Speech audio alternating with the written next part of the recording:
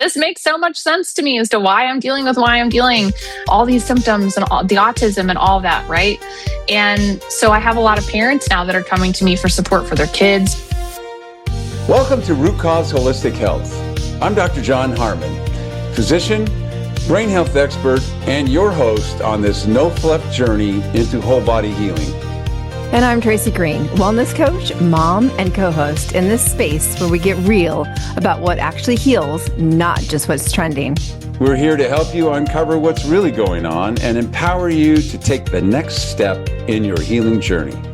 Welcome back, everybody. This is Root Cause Holistic Health, as you know, and we interview doctors, practitioners, all kinds of people who have as their goal to help others live a better life. And it usually starts out with a problem that we had, and that was me, and that was most people, I think, who are in healthcare. They become passionate about helping people avoid the pitfalls that they've had in their lives. And that is someone we have with us today. And Rhiannon, who is a health coach, an MTHFR coach. For those of you who don't know that, it's fondly referred to, excuse me, as the mother effer gene. Yes, fondly. Methyl tetrahydrofolate reductase. And I'm not going to try to explain that to you. I'm going to let Rhiannon do it. Well, welcome to the show, Rhiannon. We're glad to have you here today. Thank you for having me. I'm excited to be here. Yeah, I was reading through your bio, and I thought it would be best for you to share with everybody what happened to you, what you had to overcome that made you passionate about this. Give us the background on that. Yeah, so I actually have a history as a biology and anatomy physiology teacher. And so when I was experiencing this with my own child, I had not heard of it either. Obviously, genetics for me was a big thing. I used to want to be a cytogenicist. If you don't know what that is, basically we look at cells and karyotypes and look at the genes. And I always wanted to do that type of stuff, but I ended up down the path of teaching instead. And so I got into this simply because my daughter's health. She was actually born missing part of her immune system. We didn't know that. She was chronically ill every about 4 to 6 weeks for 2 weeks at a time. And I did the research, and as moms do, right? Like we're out there looking for things, Googling late at night, and finally, Google. Yep, went to the pediatrician. I said, "Hey, I texted her. It was like 10:30 on a Sunday night, and I said, I think that she's got IgA deficiency." And that's really where it started for us, because we started with foods and changing lifestyles and doing all these things, and it wasn't until we ended up frying her gut using, too many antibiotics because she was chronically sick and her having a head to toe yeast infection, her gut being completely destroyed, that it was we got to do something different. This is just not working. So we ended up moving from the Midwest down to Florida because the weather is much better here for her chronic illness that she was experiencing. And that's when we found a pediatrician that did testing for MTHFR. We never heard of it before. And so then I went down the rabbit hole again, started searching. That's a big rabbit hole, deep. Big, deep. And that's the thing too, like we'd already started making changes. We'd already been, gluten and dairy free. We'd already started doing those types of things. And so when most people come to me, they're like, I don't know where to start. Yeah. And that's where I really try to streamline that for people. But, I've got all those things done, did testing on my daughter. We made those changes and she's healthier now than she's ever been. So, it's just goes to show some simple things that maybe, we tend to think are too simple are really the keys to sustainable longevity and health and wellness. I think it would be beneficial for you to explain what is the MTHFR defect and what does it affect? Yeah, so MTHFR is tied to methylation, and that's in charge of over 200 different functions like in our bodies, right? It has the effect So ADHD, think autism, think brain fog, think infertility, blood clots, certain cancers. Methylation can be tied to all those things, and that happens in your liver. And so a lot of times people will have fatty liver and not even realize that they have MTHFR, or they will just realize that they're sluggish, or, they're around scents and they're super sensitive to those types of things. For me, growing up, my mom was always complaining about how she'd get a migraine if someone walked by with too much, perfume or something like that on. So I know that I have it. Obviously, I've done testing for sure, but just kind of looking back and reflecting, like, oh yeah, definitely the signs were all there the whole time. People, and pardon me for Yeah, go interrupting, ahead. just people, if they don't have that, they certainly don't understand why their spouse, their partner, their friend, what do you mean you can't eat that? Yep. What do you mean that happens to you? Because they think you're human, therefore we should be the same. Yeah. But we're not. Right. And even you mentioned some of those things, but you've probably also talked about midline deformities, spina bifida, tongue tie, cleft palate. Those things have something to do with that. Would you like to explain to the guests what happens there? Yeah, midline defects for sure are one of the most common kind of things as babies that we kind of look for, right, with MTHFR. And that was something, especially for my daughter, she had birthmarks on her face. And that is a very, very common thing that once I dug into my research, it was one of those midline defects, right? She also had a tongue tie. And so going down that rabbit hole, there's a lot if you're dealing with children that you can kind of look at those midline defects and go, okay, this is a little suspicious. But just because there's a midline defect doesn't always necessarily point to MTHFR either, right? And so it's important to get tested and not guess. And I just do a simple cheek swab. I've had babies like 6 months and less that we've done the testing on, and it's painless and easy, and parents have that information forever. And the important part too, I want to reiterate to people, if they're just, hearing about MTHFR or on their journey, like maybe this could be something that I need to look into for my family. MTHFR is a piece of our puzzle, but I always say it's not the whole puzzle, right? Because there's so many more genes tied to methylation people don't really know about that don't get talked about, MTRR, MTHFD1, all these other ones. And it's the overlap of all of those genes that can cause the most significant impact. So when you said, I'm a human, you're a human, everybody should be the same, right? Unfortunately, that's not the case. That's why we all can't handle certain, toxic chemicals, or, stress affects us differently. Our environment is a huge, huge part of that. And so cleaning that type of stuff up allows our body to do things better, not necessarily the best, but we can support it the best that we can with what we've been given. So testing is a huge part of that, but not just for MTHFR. There's a plethora of other genes that can impact not only detoxification, but methylation as well. Yes, and then it's kind of a little bit of a complex overlay of this defect with this one and this one and this one. Exactly. And that would determine the severity of what's going on. And they say, no, I don't get that, but I get that. Yeah. The MTRR, the MTHFR, depends on which ones they have. And you said, how many are there that are in that class? So there's like 13 genes specifically that can have a lot of impact with methylation. And I test for several of those to get a broader picture, and not just for methylation, but oxidative stress is also important for us too. Sure. It's like rust for our bodies. So if we can look at that type of stuff and figure out like, oh, are you the Tin Man? Do we need to give you some oil over here? Like, how can we support you? Exactly. So it just really gives us the keys to the map, so to speak, to really understand where your body needs that support. And just because you have a gene doesn't mean it's activated, right? As you always hear, the genes load the gun, the environment pulls the trigger. So if you're surrounding yourself with that toxic and high stress life, then that's going to be a greater impact than just having the gene, because it may not even be expressing. I would say that that's a huge purpose that you have is, first of all, making them aware, but helping them to understand, no, you can't do those things that your friends do. Yeah. It might be drinking, it might be other foods and things. Yeah, you can, every once in a while, but you're going to go south faster Yep. than somebody else will that is able to detox normally and has normally functional pathways. Yep. Exactly. So what do you do with that information? Let's say somebody comes in and the typical person, what would you say are your 5 most common symptoms? So I get a lot of the misfits, so to speak. It's the ones that have been gaslit by their doctors that their labs are normal, that they don't really know what's going on, but they constantly feel tired, anxious.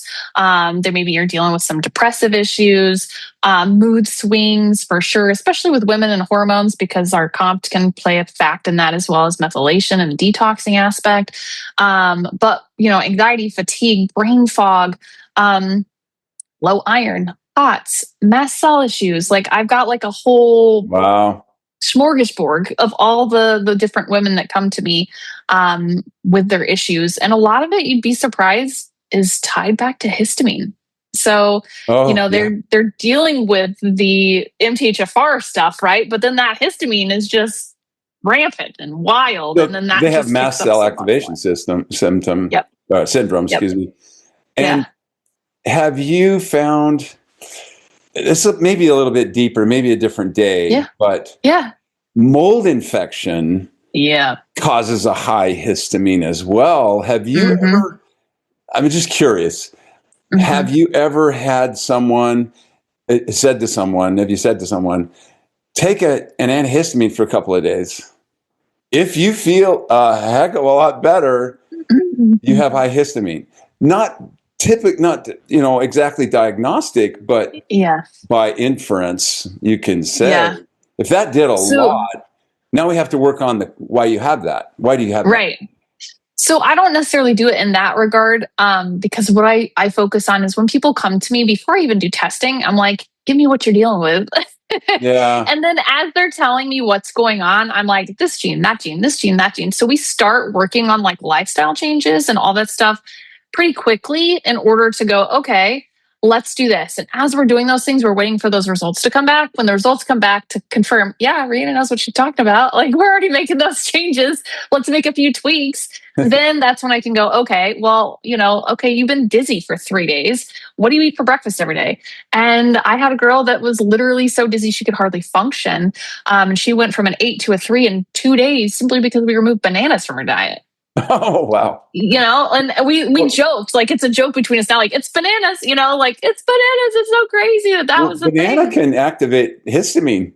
Yeah. So she was dealing bad with that. And I actually have seen it a lot more since COVID, where more and more people have had issues with histamine and that type of stuff too, whereas they didn't necessarily have that before.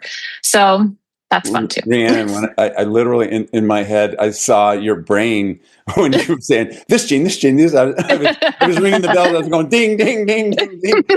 And depending on how many dings you get, that's how many issues you need to work on, right? Yeah, really. And it's so validating for me as a practitioner when those things come back and I'm like, see, I know what I'm talking about, But it gives people that reassurance of like, this testing is giving me a roadmap that I can actually use instead of just a plus minus plus Valmet. Like most testing that's out there is so unusable that it's not really user friendly for a practitioner, let alone for a client. They're trying to gauge something. Yeah. Well, it makes me feel terrible. Everything's a 10. Yeah, exactly. Yep.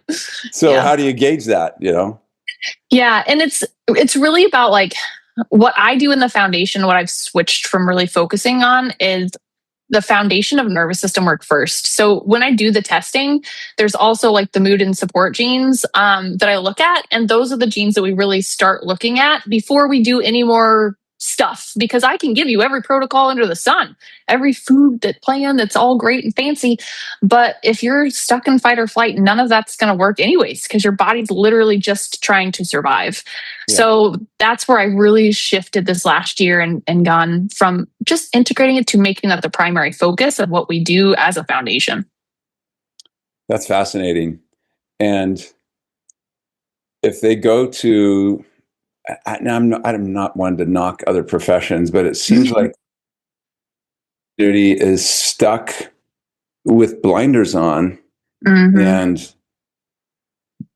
I don't see how they can not look at someone's genetic profile on those variants that people can have, because it makes it different. They do it for drugs. They have tests to see if this person genetically can handle that drug, or that. You look at the research they do, and they got the bell curve. People over here died. These responded pretty well, and these didn't respond at all. Yeah. How can we narrow that down by looking at their genetic profile to capture that the people who would respond to those types of things? That makes a lot more sense to me, doesn't it? You? Yeah. Oh yeah, absolutely. Like, I don't understand how we're so retroactively in America helping people. And I say that very loosely, right? Quotes in the air. Because we're just putting a hole in a boat that's sinking. Like, if we're going to just guess and do that type of stuff. So your genes are literally the foundation for everything. And if anybody has any questions as to why that is, just look up the Flexner report. Are you familiar with that? No, but I'm definitely excited to learn some more about that. That's great. The Flexner report, we learned about that the first week in chiropractic college. How really?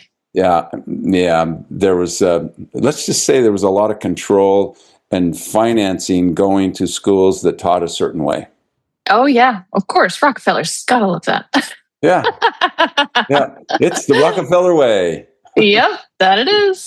Unfortunately, yes. And so now we have a situation where, and it reminds me of a dog food company, and bear with me because it's very applicable. They came out with a new dog food, spent millions of dollars in advertising. Their sales are skyrocketed, and then no matter how much they put into advertising, their sales just kept sinking. So they called an emergency meeting, getting mad at everybody. Why aren't we selling more dog food? And a lowly salesman raised his hand in the back and said, "Sir, the dogs don't like it."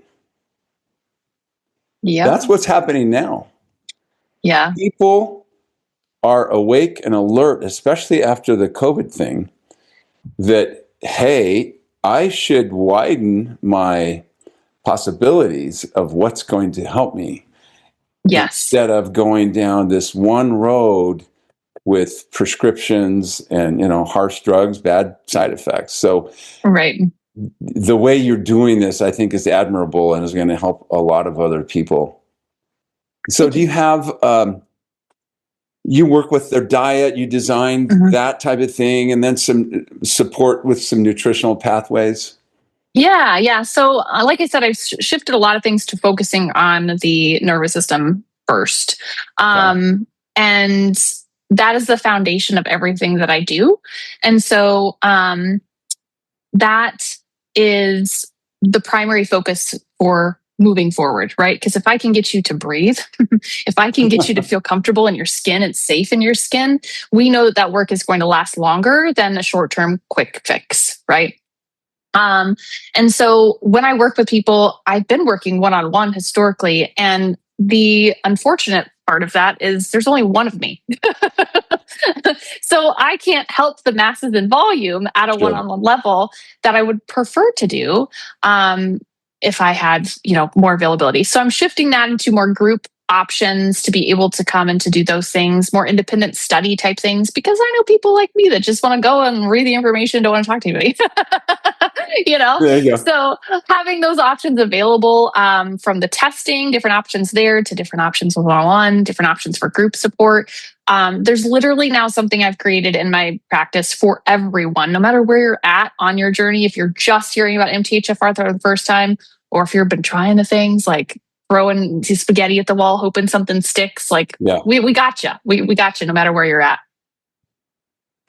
Oh, that's good. And so if they do need nutritional support, they have access to that through your system. Is that what you do? Yes.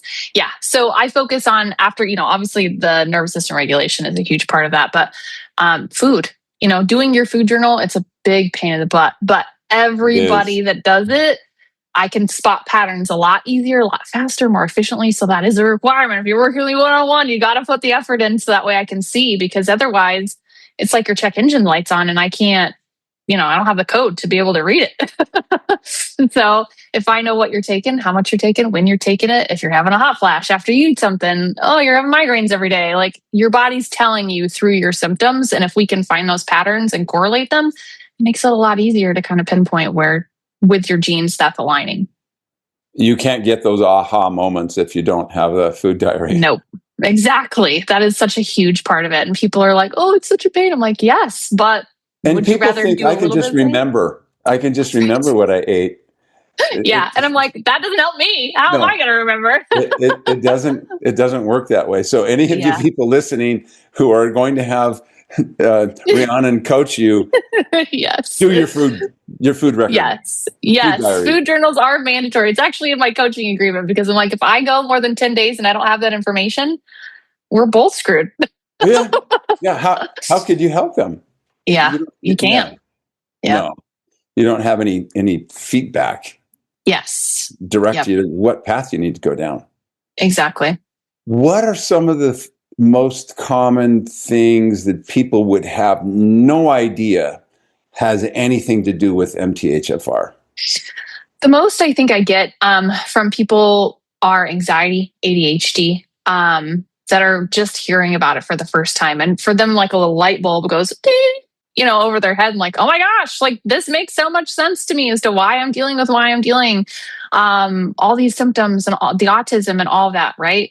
And so I have a lot of parents now that are coming to me for support for their kids with, eating and things like that too, because, we can have a lot of disorganized eating as ADHDers, as autism, families and kids. And so that part can be a struggle too, especially like RFID and that nervous system regulation piece. And, we're just trying to do those things differently to support our kids, which also in turn supports the family, right, as a whole. Yeah. Because if the kids can be rested and regulated, then the parents can take a breath too. Yeah, I treated ADHD kids, autistic kids in my clinic that I had until last September.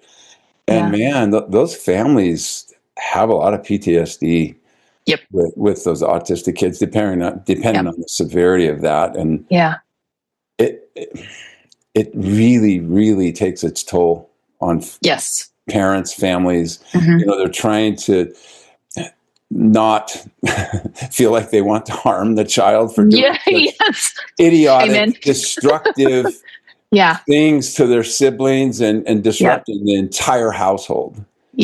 And then 100%. You talk about the sleep dysregulation. When that child is up, the parents are up a lot. And so there's a lot of work to be done in that area. So good on you. Yeah. It's definitely, as an autism parent myself, there's days like that's why I was like, yes, it's exhausting. And not having people that understand, especially, PDA autism, not something that's recognized in the US, but it doesn't mean it doesn't exist here in America. Just because they don't recognize it doesn't mean that it's not here. And so I have a lot of friends that, fortunately or unfortunately, I guess we all have kids with PDA autism.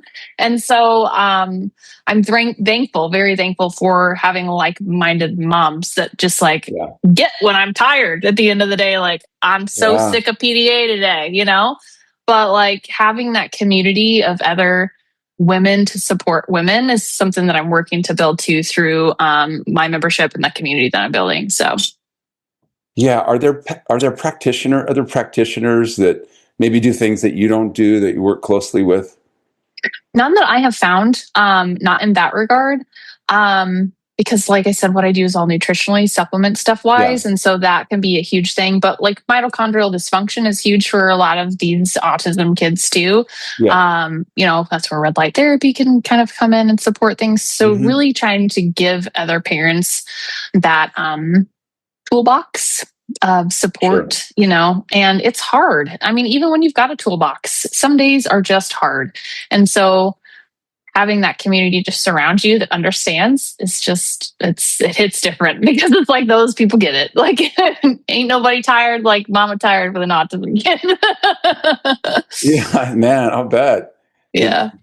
It's good that they have you there. And I bet it's such a relief when they come in and they know that you get it. Yeah. And then you have Yeah. some answers for them. For sure. Like I just talked to a mom recently and, they've chose to medicate. And so this child has been working with, weight issues because of that. And so he's been skipping meals and like doing that stuff. And so he's got really disordered eating. And so like just, having my youngest is 14. She'll be 14 here in about a week and a half. And she's like, I'll even meet with him, like to just talk to him about my journey because, she's very open with that too and willing to help. And so I feel like that helps as well when, the kids can kind of connect because they'll listen. Right. More so than an adult. Yeah, exactly. Yeah. Yes, I have eight children of my own. So oh my gosh, bless you. I know that. Definitely tell you're a chiropractor. Yeah. Yep. I used to work for a chiropractor. He had 6, so I totally understand. Really? Yep. Yeah. Yep. Keeping them all well adjusted. Yes. Helps with the home life because people's nervous systems are working a lot better. Overdrive. Yep. That was really rewarding. And then all of my grandkids, starting out life with an aligned spine, therefore properly functioning sympathetic and parasympathetic nervous system, having balance. That is huge. Yeah. Oh, this has been really, really interesting. What would you tell, if there's one piece of information you could give the listeners that would help them in their acknowledgement or their discovery of if this is something that they have and that they need to seek your assistance with? Yeah, for sure. So whether that be for you, for your family, for your children, I've got a guide called MTHFR 101, and it gives you basically the foundation of like what to look for, some symptoms, the most common, right? Because there's a lot of methylation of 200 different functions that it carries. Yeah. But the most common things. And then it kind of walks you through like, do I need support? Can I do this on my own? Like when to reach out. So if you're one of those people that have been seeing things all over TikTok of like, just take a methylated B vitamin, you're going to be all better and everything's going to be fabulous. I want to scream every single time. I want to sing that song. Sunshine, lollipops, and that one. Not real. Yeah. So it's just frustrating. So that's really where like educating people on like, hey, you have anxiety because you were taking a methylated supplement and you might actually have a slow COMT over here that's affected by that and causing other issues. So, I really try to debunk some of those things in there, some of the things that they may have heard, but a lot of people spend a lot of time throwing money at supplements, the next thing to try. Right. And it's a huge frustration and waste of money and time and resources when they can do a simple cheek swab, have a whole bunch more answers and actionable items to be able to create a plan, whether that be working with me or not, they can still get that testing done. And have you mean find out a roadmap? Right. And that's a shocker. Who knew? Right. Like who would want that? But yeah, that's the foundation for everything I do is the genetic testing will give you that roadmap to begin with. And then we can decide, do you want group? Do you want independent? Like where you want to be? If you never want to talk to me again, that's cool too. So you have a download that they can get to kind of help them figure that out. Yep. Awesome. Yeah. So if you go to, you can either find me on TikTok or on Instagram at the @ MTHFR_coach. If you go to the link in my bio on either one of those, you'll be able to download and access immediately that information at MTHFR 101.